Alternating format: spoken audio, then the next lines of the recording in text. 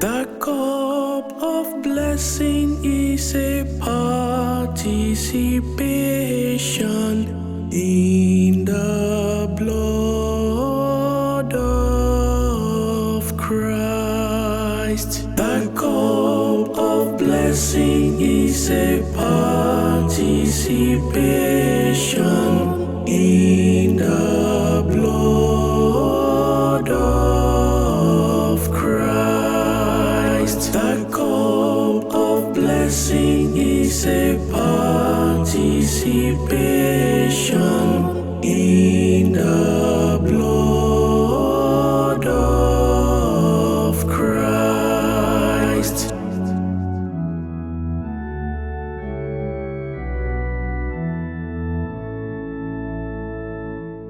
How can I repay the Lord for all His goodness to me? The cup of salvation I will raise. I will call on the name of the Lord.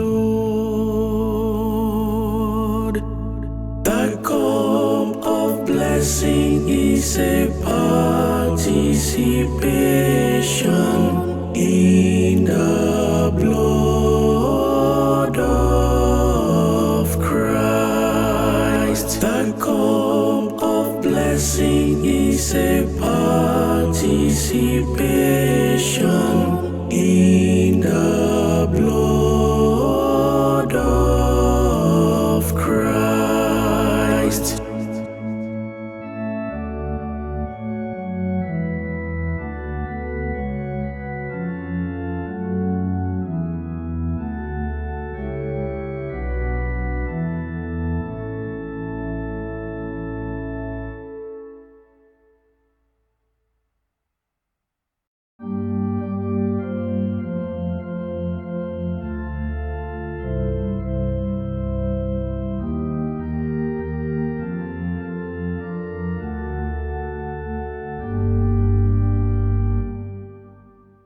Iko dị nsọ anyị na-agọzi bụ oriri ọbara Kristi.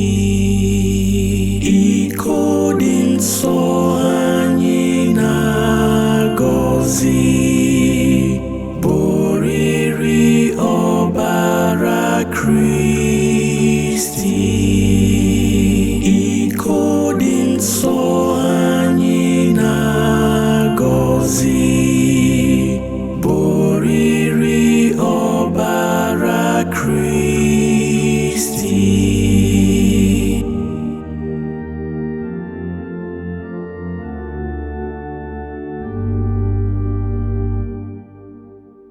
Kedu ihe m ga-emere Onyenwe anyị maka ihe ọma niile o mere m? Aga m eburu iko nzọpụta were kpọkuo aha Onyenwe anyị. Iko dị nsọ anyị na-agọzi bụ oriri ọbara Kristi. Iko dị nsọ anyị na-agọzi bụ oriri ọbara Kristi.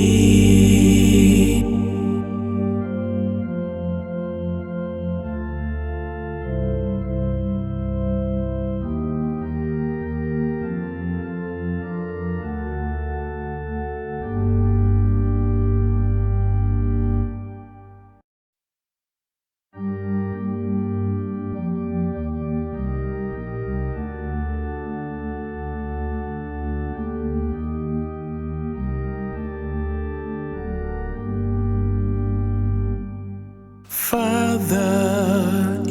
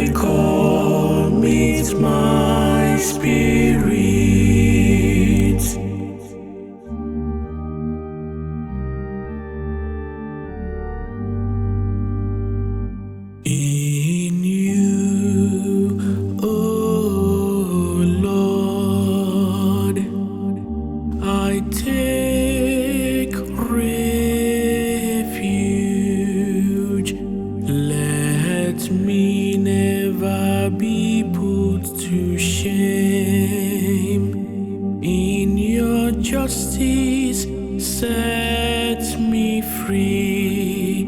Into your hands I commend my spirit.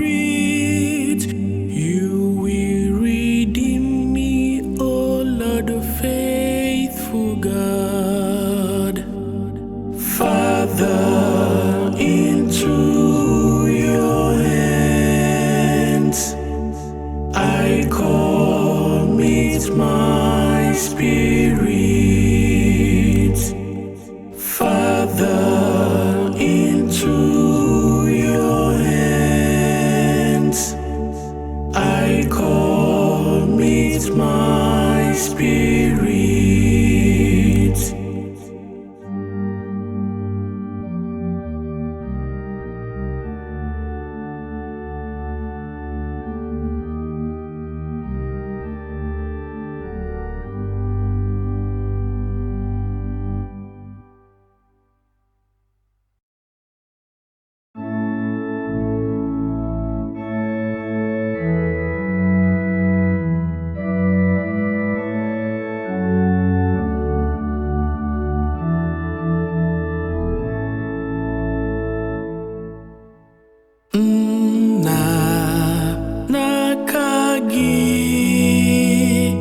N'aka gị ka m tinyere mkpụrụ obi m.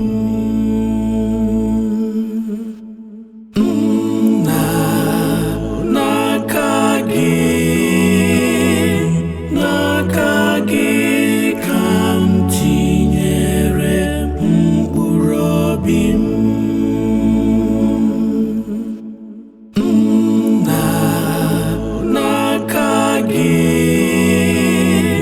N'aka gị ka m tinyere mkpụrụ obi m.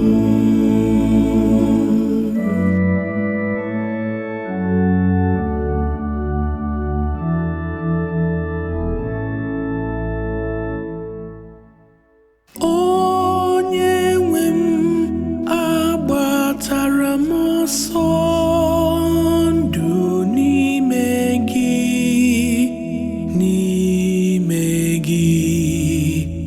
Ekwela ka ihere megbuo m, were ezi omume gị tọhapụ m. Onye nwe m, n'aka gị ka m tinyere mkpụrụ obi m.